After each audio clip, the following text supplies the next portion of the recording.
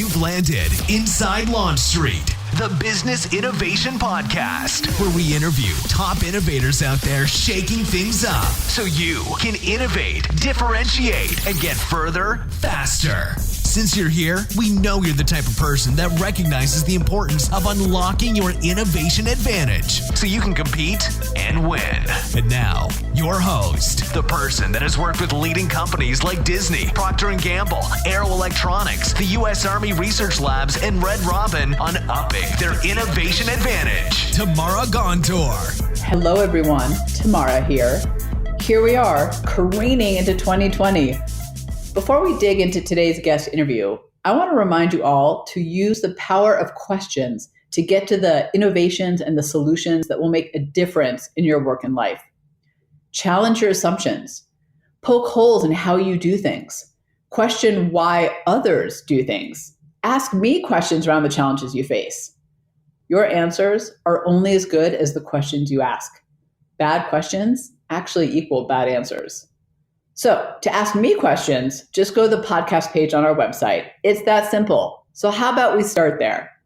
Speaking of questioning, I had a lot of questions for today's guest, Herb Schul. Herb is the EY Americas Advisory Markets Sectors and Solutions Leader. He's responsible for driving advisory go-to-market strategy, approach, and execution. Herb's team plays a key role in leading the continued development and execution of issue-based, sector-relevant solutions to help drive greater connectivity and enable clients to thrive in this transformative age. We talk a lot about the word transformation, by the way. In fact, we talk about transformation versus disruption. Super interesting.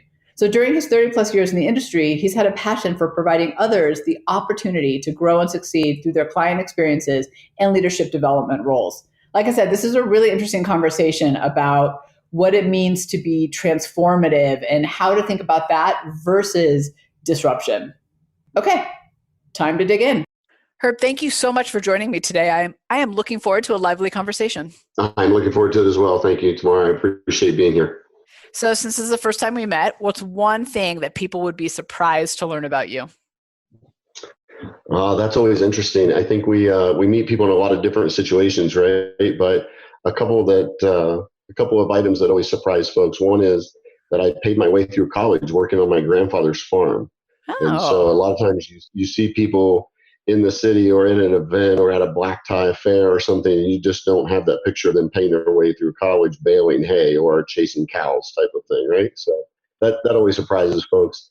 I also have a very data-oriented approach. I love data. I love numbers. I'm an engineer by background, but I think it would surprise people to know that when I took the Quotient Edge assessment, it came out with me being innovative, and it came out with me being instinctual and imaginative. And I think those are things that folks might be surprised by as well. Yeah. Well, I think what you just said is actually a wonderful dispelling of a myth, which is that you are either a numbers person or you're innovative or creative. And actually you can be a creative problem solver and a strategic thinker, which is really ultimately what innovation is, in a lot of different ways and a lot of different styles. So I'm glad you mentioned that, because I think oftentimes, particularly people who are more analytical by trade, we are taught that we're not innovative just because we picked a path that was more data driven. And that couldn't be further from the truth. Yeah, I think that's it's a conversation we have with our clients quite a bit, right? Is innovation is not invention, right? It's right. Not one big aha. It is a process. It's a way of working. It's a piece of your culture that you need to develop and build. And transformation plays from there, obviously. Absolutely. And I'm so glad you said that about process, because I couldn't agree more. I think we get focused on it's the outcome, and that's a great thing and important, but it is the process. I want to actually start with you a little bit high level and then and dig in, because I think this is the part that's impacting all of the stuff we're about to discuss in the rest of the conversation. What societal trends do you think are impacting business, and how we need to think about the future? Yeah, absolutely. Fantastic question. There's so many pieces and parts of our lives overall that are merging that drive innovation and are impacting businesses. Just we've all seen and are living the impacts of business to consumer and the experiences we have there as an end consumer impacting the expectations we have on our work life as well, right? We expect things to be frictionless. We expect data to be on hand and readily available and easily understandable. We expect time and space to be collapsed, right? We expect to need something and be able to understand if it's available and get it almost right away, whether it be 2-day shipping or it be an immediate vehicle for transportation and mobility, whether it be in the future leveraging some emerging technologies to print the part we need at the place we need it versus ordering the part and having it sent to us type of situation. So I think those are big ones, right? The expectations of the process and the collapsing of time and space is one of my favorites.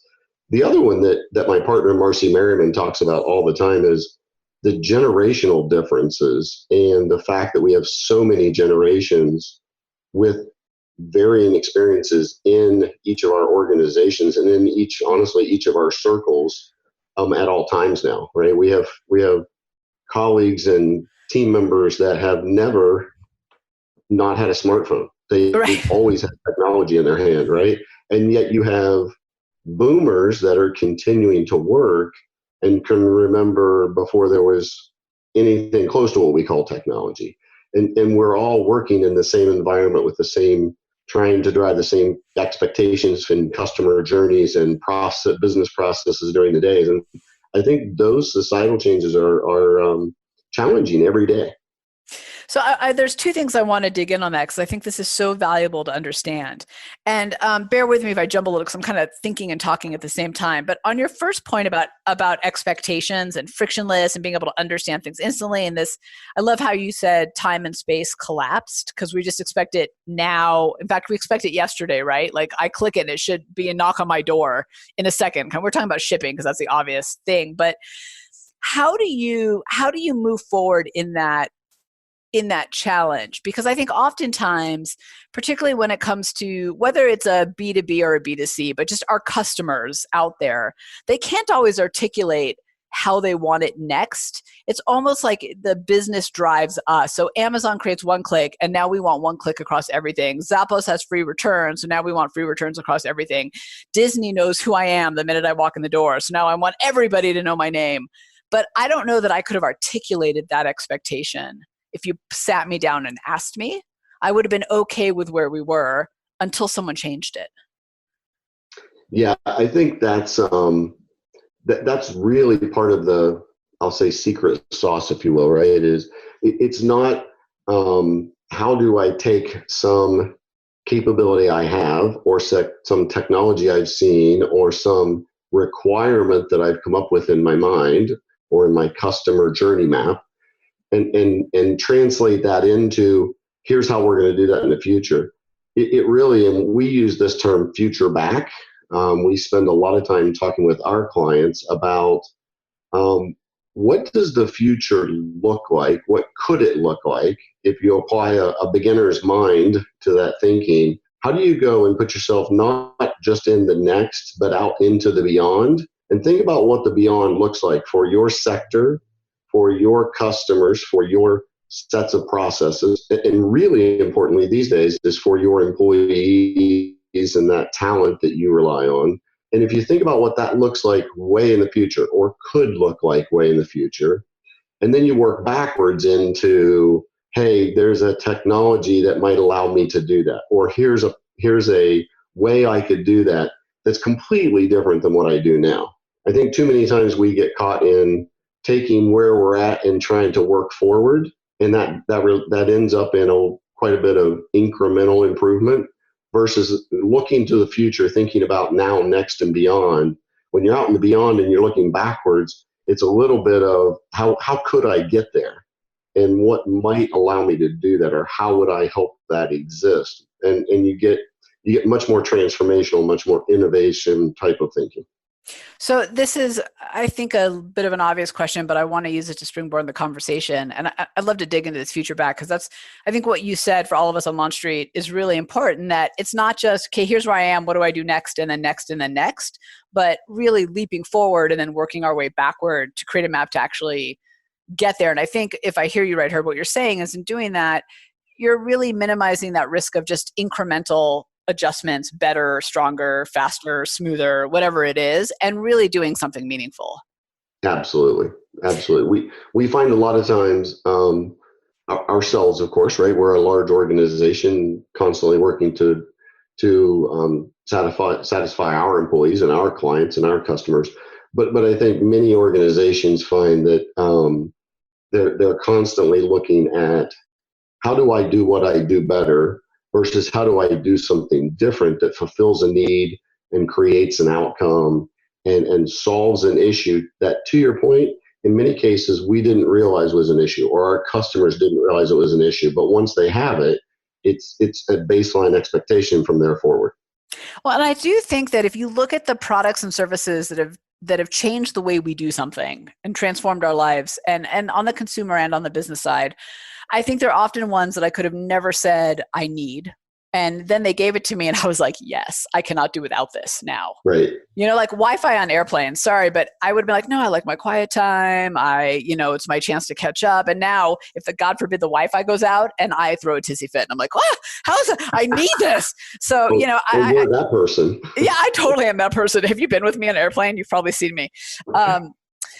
So you said the word transformation. So let's talk a little bit about that word, because I think it's something that a lot of us talk about, but we all have different definitions. So I'd love to hear how you define transformation, both I think personally and in business. Yeah, absolutely. Personally is always an interesting challenge. I think one of the beauties, and I have found really invigorating for me personally, having been in the professional services world for a long time, is that truly that opportunity to reinvent yourself, not just get better at what you do or build eminence at something, which we all strive for, right? But to truly transform yourself, to be, an expert and add value and create outcomes for clients in one space. And then maybe 3 years later, the client needs you to help them with something else, or the market's asking for us to go learn and help and create value in a different way with a different technology or a different method or approach. And for me, that's the personal side of it, right? On the business side, a lot of people talk about, and we hear the term disruption or the disruptive age or embracing disruption. I think all valuable points, but we've really been talking more about the transformation age and the age of transformation. And I think that really puts a much more positive spin on what clients and companies, our clients, and what companies and organizations are trying to create.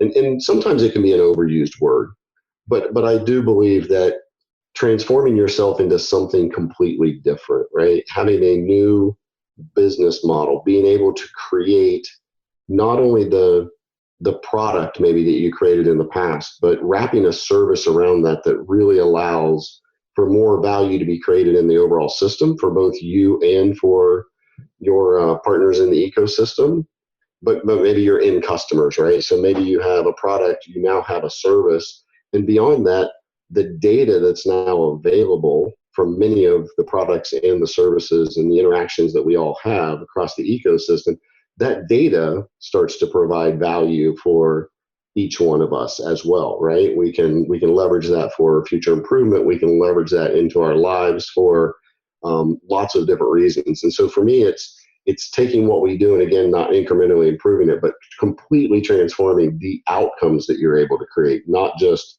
the product, the service, or the thing, if you will.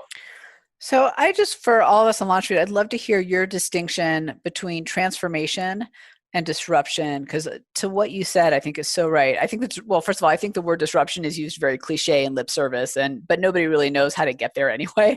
So will you talk to me from your perspective, how you really fundamentally see those two things as different? I know you said one's kind of more positive than the other, but I'm guessing there's kind of a little more meat to that. Yeah, absolutely. I think kind of back to this concept of now, next, and beyond, right? Disruption in a lot of cases is viewed as, this technology will allow us to do something else, or look at this new shiny toy, what can I do with this, right? And those are coming at us faster than ever. 3D printing, blockchain, massive amounts of data, different levels of visualization, real time, et cetera, as we talked about earlier. I would say many many times we see organizations and looking at those technologies and saying, how could this disrupt, or this is going to disrupt, and then kind of focusing on that capability and what could that capability do versus back to the concept. If I want to transform my customer's experience, or if I want to transform my employees' experience, the talent that is involved in my overall ecosystem, how do I think about that? And how do I then how do I utilize some of those shiny objects, some of those capabilities, some of those technical tools that exist in order to help with that transformation? But also, how do I transform the way I lead, for an example, right? How do I need to lead differently in a multi-generational environment that's very digitally enabled? What culture do I need to establish that's completely different? We have a tool that we've put into the market called the Transformation Index, very similar to the quotient, the Innovation Quotient Index and Edge Index that you have at an organizational level. And one of the things we see is companies in general, after they take the index and we're really collecting data and looking across the board, companies struggle in many cases to learn how to fail fast. They struggle with, how do I lead differently and how do I change my culture so that it's really acceptable to do something that's completely different than we did before? How do I think about those things? How do I speak differently about those things? What culture do I need to create? And we find that to be a big part of the transformation, that the needs to be successful in a transformation, as much so as the process modification or the tools that you're going to leverage, et cetera. It's interesting. I also find that kind of as you're talking, Herb, I'm thinking, oh, transformation, I can do that. But disruption shuts me down a little bit. And I play in the innovation space and I still look at that. I go, oh, that's exhausting. And I have to imagine that when you're dealing with your employees, your teams, your business, that going to them and saying, we're going to disrupt everything, I think on a mental level actually shuts people down versus saying to them what you're saying, which is transformation, kind of this now, next, beyond, which is much more doable, even though you may be going towards the same objective. It's as I said earlier, it's a much more positive spin on it, and I think we for years have advocated for positive change, not just change management, if you will, and we talk a lot about change and insights are really critical. The other thing I would say is, because it is hard, there's two theories here that I think are very pertinent. One is this concept of a dual transformation, and you've probably talked about it on your podcast, in fact, but this concept of running the business and doing what we do now while we transform ourselves into something different, that's a very hard concept. And leaving this hill and getting to the top of this other hill, especially if you're a leader in your market and you're doing really well, so that's a really hard concept. The other thing that I think is much different than it has been in the past, and some organizations inherently do this better than others, but I think all organizations, and we're seeing this with our clients, are learning that it truly does take an ecosystem now, right?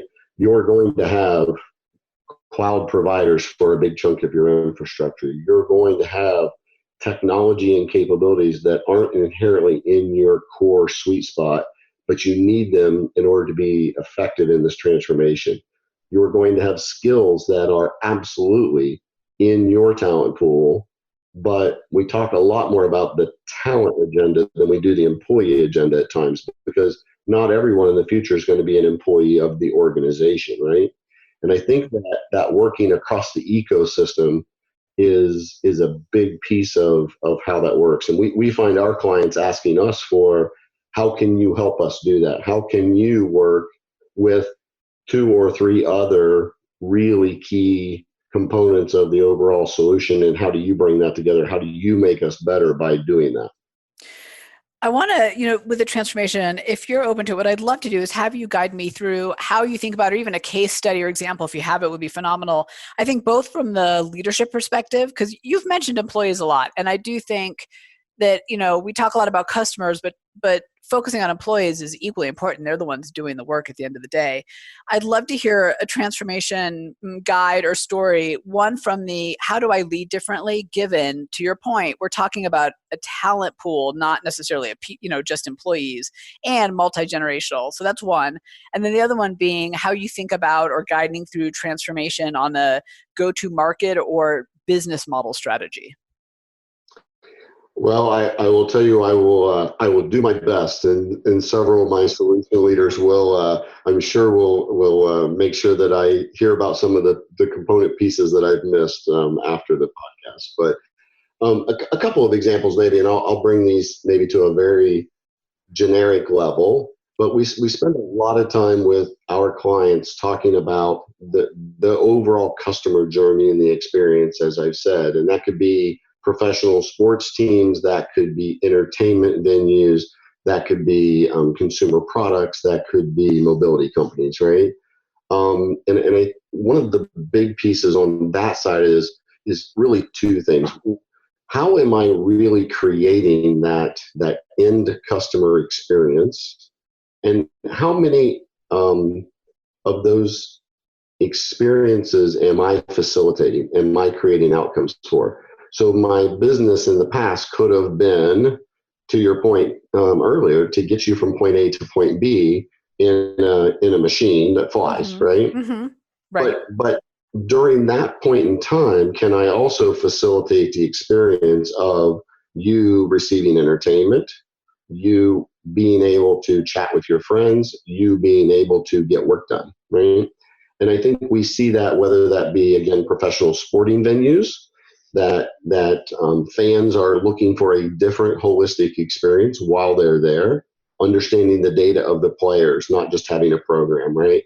Having connectivity, being able to interface with all the pieces of the venue fairly frictionlessly, to go back to one of our previous comments. So I think it's an example of how we have to transform all those pieces on the customer side. There's also examples of, whether it be utilities, energy companies, manufacturing organizations that are saying, hey, I'm providing this capability, this product, and even this service through a set of processes.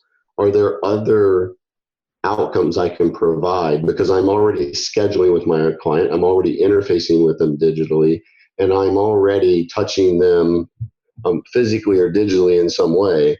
How are there other outcomes that I can help facilitate for them? Because that is the very client-centric view of the world, right? Or the customer-centric. That same approach applies to employees and to the whole talent pool. So we have many examples of employees walking into the work environment, and they are on their tablet, they're connected on their Bluetooth, they're working within their whatever social media application that allows them to stay connected to their broader environment. And then they put all that down and they step into a world of, not real tablets, but literally tablets of paper, for example, right? Or they feel like they're taking a step backwards in speed, information availability, et cetera. And so I think that's a small example of where we help clients do that.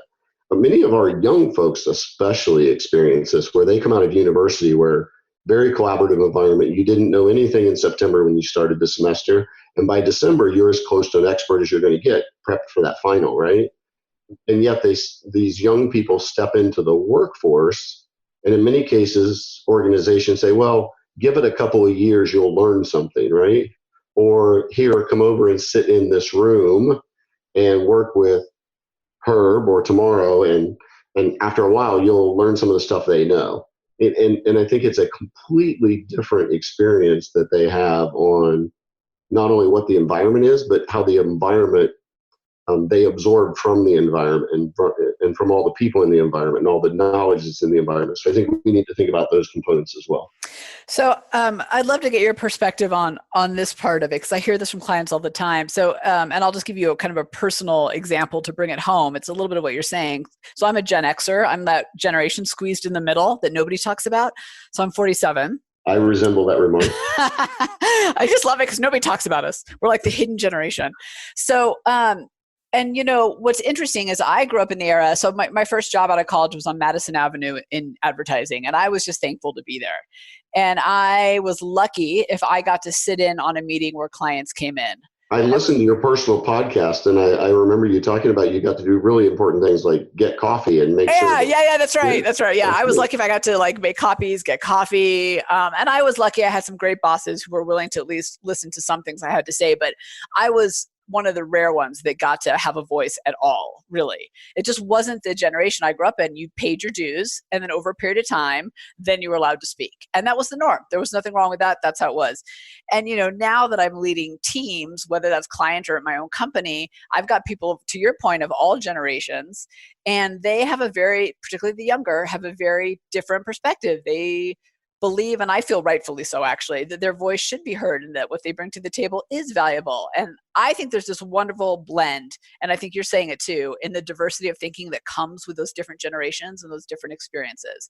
The same is true for different styles of innovation. So you as an instinctual imaginative and me as a risk taker experiential think very differently and process very differently. But there's power in that, right? But there's friction that comes along with that, particularly when you're trying to transform how you're doing it. How do you help your clients, or how do you help them think about getting over the friction that comes along with that power and diversity of thinking and this new way of working together that can be so powerful, but is hard? You're working with people not like you. Yeah, I think there's a few different ways. We are a big fan of collaborative environments for doing design and bringing that thinking to the table, right? And having all of those different capabilities and generations and experiences, bases, et cetera, all represented as we're working through that. I also say we have an amazing team within our, what we call people advisory services team that is very focused on, many people would call it learning, right? But they really talk about themselves as enabling change, and not just change and change insights, as we talked about earlier, but how do we get people to change what they do and how they do through learning something new or acquiring more knowledge or gaining new experiences, right? And so I think you have to take people learn in different ways. And how do you apply things like gamification to that? And how do you, back to time and space a little bit, how do you take time and space out of that?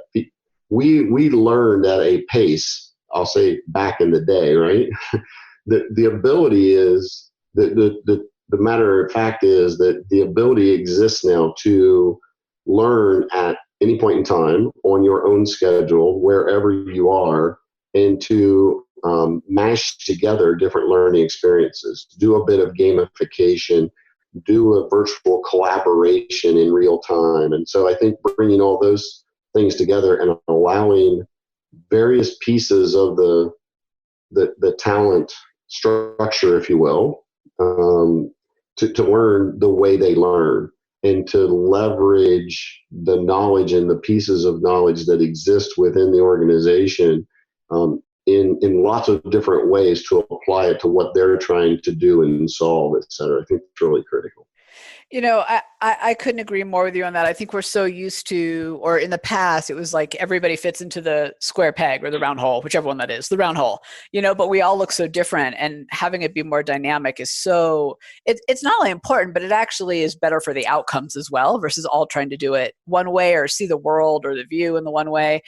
You had mentioned when we were talking about guiding through transformation, and in the conversation we were just having, in that transformation, whether that's internal, external, you had said having a kind of stepping out and having a more customer-centric or even employee-centric or talent-centric view.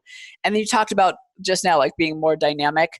What are other things that you need to be mindful of when it comes to going through transformation?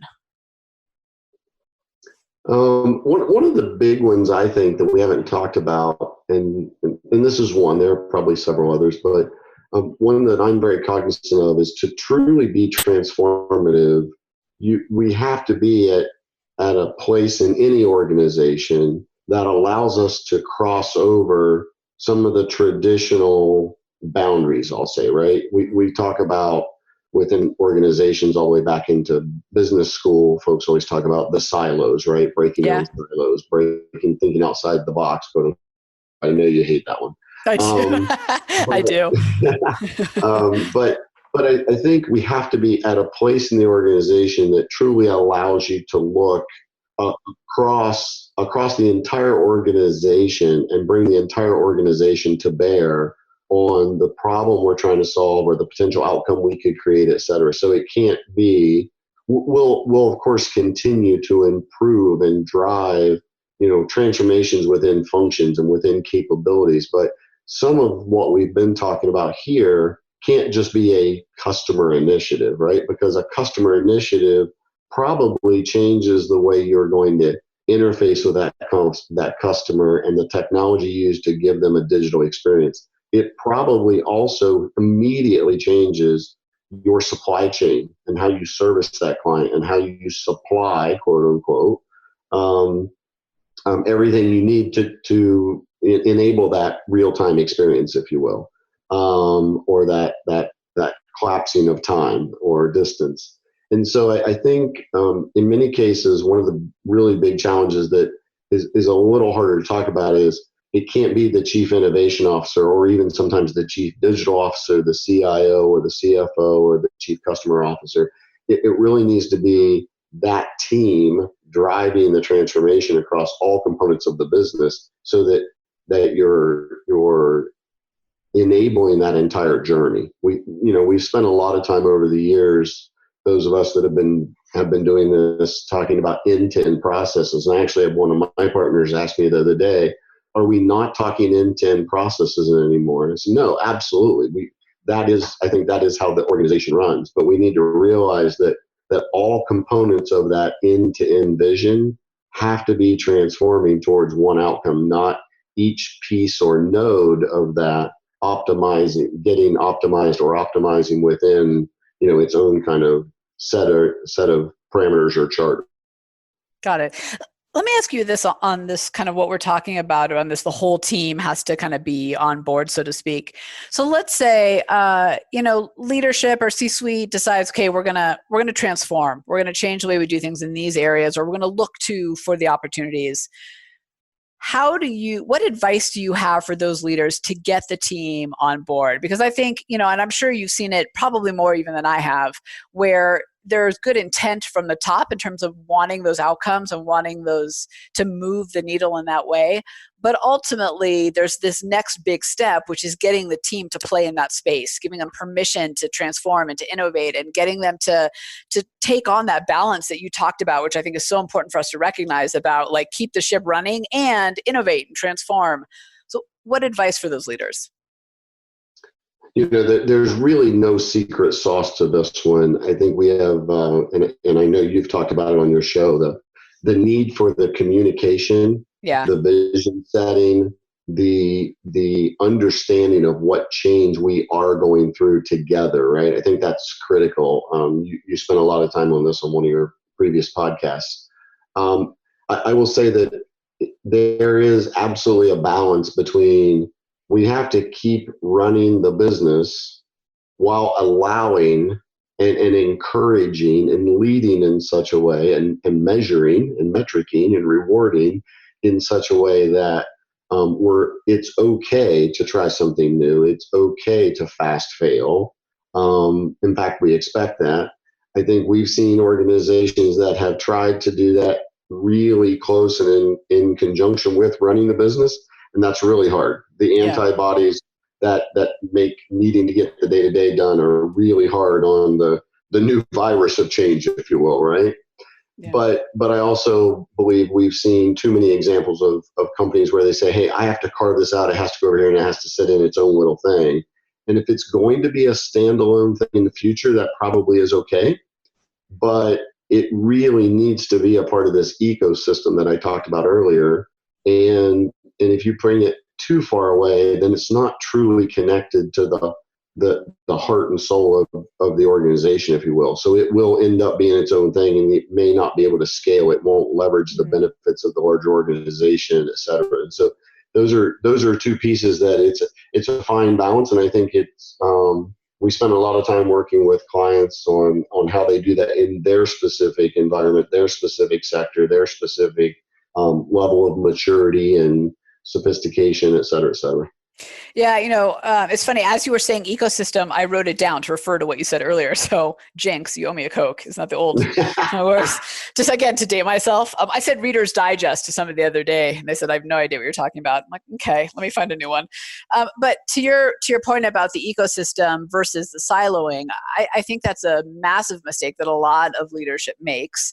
And I think there's actually an unstated negative side effect that happens when we silo. So we give the 6 people or that one department the mandate, the permission, the resources, whatever, to innovate. And to your point, you're not scaling, you're not leveraging. And I think on top of that, you are accidentally telling everybody else in your organization and on those teams that they are not innovative and they're not contributors in that way. And what I found is that is demoralizing, and the engagement, the productivity of those employees actually goes down when those type of systems are set up. And that's absolutely not the intent of leadership. They're looking to all right, let's get a core team. Let's start this. Let's find a safe space where we can fail fast. But the reality is the rest of the organization actually feels a negative impact on their work when that happens. Couldn't agree more. Yeah. What do you think when you look at the larger organizations that you work with? Actually, let me back up and ask you a different question. When clients pick up the phone and call you and ask for your help in this transformation and future back, what problems are they trying to solve? What pain are they calling you with? Boy, that's a pretty varied question, right? In many cases, back to the how do you define broader transformation? In many cases, the question comes in the form of, how do I think about X, which may be a trend or a new customer expectation, or how might I leverage Y, which might be a new shiny toy or a technology they've heard about, or et cetera. I had one CEO, we joined into a conversation around blockchain because he and his team had been talking about blockchain. He said, but help me understand how I would leverage blockchain. And we had a long conversation around it. It wasn't really about blockchain, right? It was more about, are there outcomes for your customers in this particular industry that you cannot provide secure data, as an example? Do you need to interface with an ecosystem of folks outside your enterprise, but are providing some of these services to this same client or patient? And would blockchain be something that would be able to help you transform that process or that set of experiences for your client? And so I think in many cases our clients call and they ask us to meet them a little bit on where they're at in their understanding or request for information or thinking about a potential approach, whether it be around technology or a particular client or, a particular customer experience. And I think we quickly get to a conversation that says, what's the bigger outcome? In what context would you be driving that? And shouldn't we be thinking about a holistic transformation of your customer journey? Or should you not be thinking about just doing better planning for this segment, but should you be thinking about all of the buyer personas that exist and therefore transforming your supply chain to respond to all of those? And so in many cases, it starts with a kernel or a pain point or an interest point and quickly expands to talking about the overall transformation and how that would drive a completely different business for them and a completely different outcome for all the stakeholders. So I know that I'm guilty of this, what I'm about to say. So this is in no way to minimize the intelligence of any of us or your clients, because I think all of us do this. Do you find oftentimes that the start of the conversation or the start of transformation that we're trying to solve almost the wrong problem, and that we got to kind of back up and first find the real problem or the real opportunity that we're trying to get to. And, when you said blockchain, I was thinking about a couple of people have called me about that too, but that they were just attaching to that because there was a lot of conversation around it. The real challenge they were facing is their customers' problems were being solved by somebody else in this one specific area, and we needed to figure out how to innovate in that area. But I often find, and again, this is 100% true for me too, I often find that we start the conversation almost in the, I don't want to say wrong, but maybe not the place that's worth our time. Yeah, I do think that back to the previous conversation, right, is part of our conversation is we tend to maybe say, well, someone's disrupting me, and it's blockchain because they're providing a blockchain solution, right, or an answer or an offering. Or someone's disrupting me because they now have this digitally enabled experience. And it's less about the piece that they're asking, and it's more about what aspect of your employee pool, your talent pool, your customer pool, what outcome are they getting from this other solution that right. they aren't getting here, right? And so I come back to, what are those outcomes? What issues are we helping our clients solve, right? We talk a lot about solutions we have, things we can help with, methods we have to helping clients, et cetera. But a lot of it is our business model is simple, right? Our clients have issues that they would like to solve, and the world is only creating more and more of those on a regular basis as global trends come at them and new capabilities exist in the world. How do we help them solve those issues? I think our clients have those same things, right? What are the outcomes we're creating? What problems are you solving? Even if you, back to your point earlier, even if you don't know they need solved yet. And that's really the question to be asking. Sometimes it comes at us in the form of disruption or a competitor or a client expectation, customer expectation, et cetera. I want to bring it back to you for a second before we have to close out, although I feel like we should do a whole nother podcast. I feel like I have like 10 more questions on my list that I can't get to as you're talking. It's been great talking to you. Yeah. So as am I. So I want to bring it back to you. When in the teams that you lead, and that's, I think, both internal and with your clients, how do you think about driving transformation and innovation with them? Oh, you are setting me up for internal abuse post the podcast, aren't you? Yes. I won't tell you who called me and paid me on the side to ask this question. There you go. I'll up the ante. I think I hope that I'm providing a path for my team members and the broader teams to think about things differently, to be open-minded about what maybe hasn't worked in the past but might in the future. I hope that the teams really see that it's less about maybe how we're structured, but more about what we can do. It's more about a little bit of that beginner's mind, right? Let's start with what would we like to do, regardless if we don't know how we're going to do that, right? Yeah.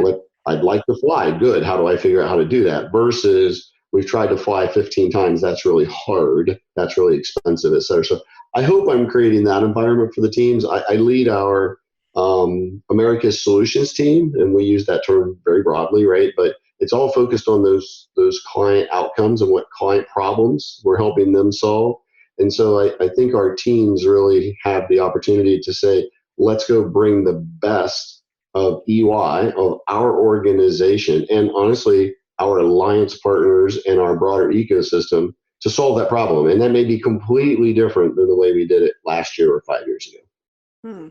I like that. And I appreciate the inherent permission that you're giving your team to think like that as well on their own versus kind of waiting for the opportunities to come to them. At least that's kind of what I'm hearing from you. That's part of it. And we're still running a business every day, right? And so it's back to that dual transformation.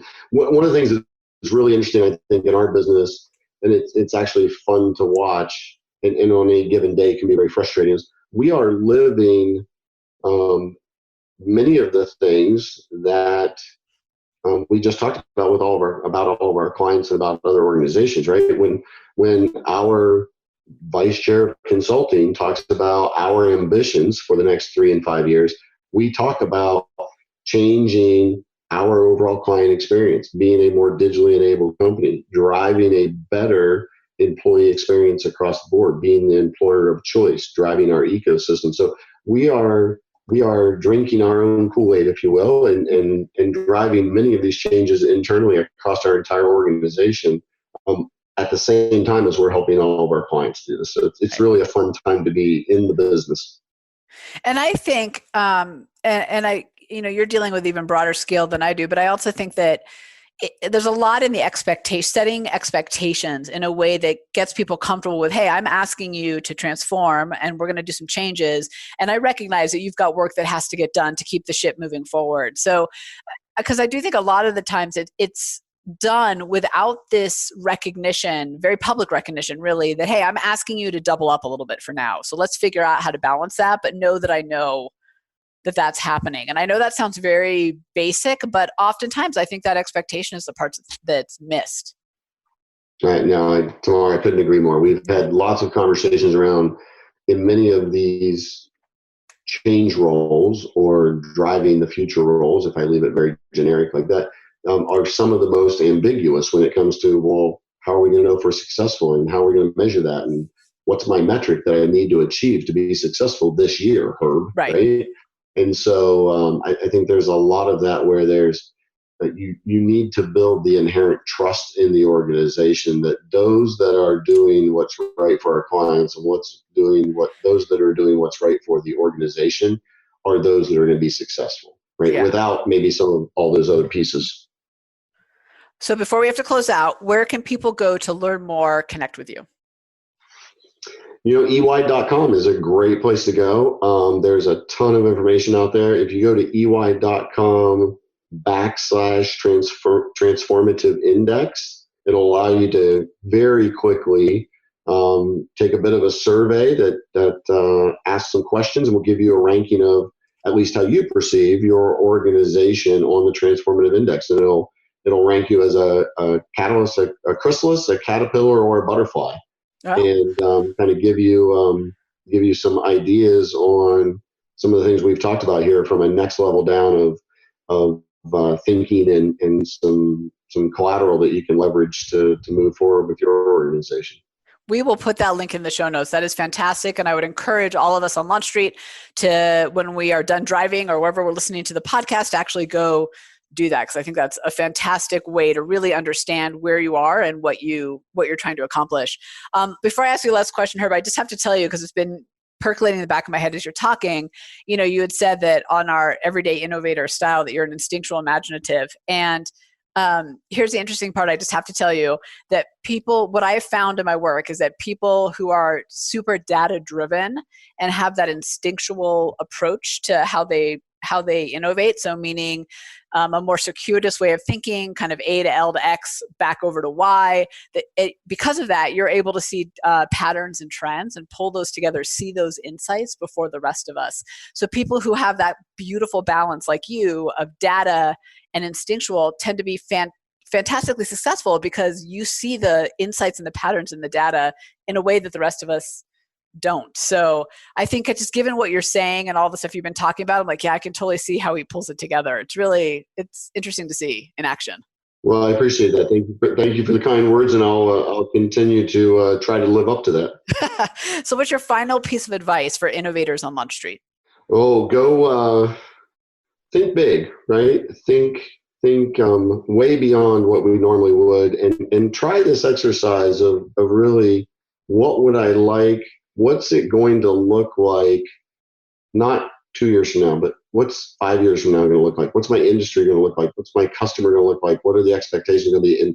And then look backwards and say, what could I do to get here? I just think that's an incredibly fun exercise.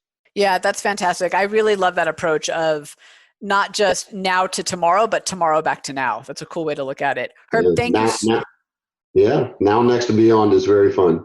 That's right. So Herb, thank you so much for joining me today. This has been a highly insightful conversation, and I'm looking forward to see what can come next. Great. Thank you for having me. Thanks for hanging with us on Inside Launch Street. If you know someone that is truly ready to unlock their innovation advantage, have them join you on Launch Street. Discover your innovation advantage. Build a team of high-performing innovators and ignite ideas and solutions that create massive impact. GOTO, launchstreet.com. Remember, innovators, if you don't take the leap, somebody else will.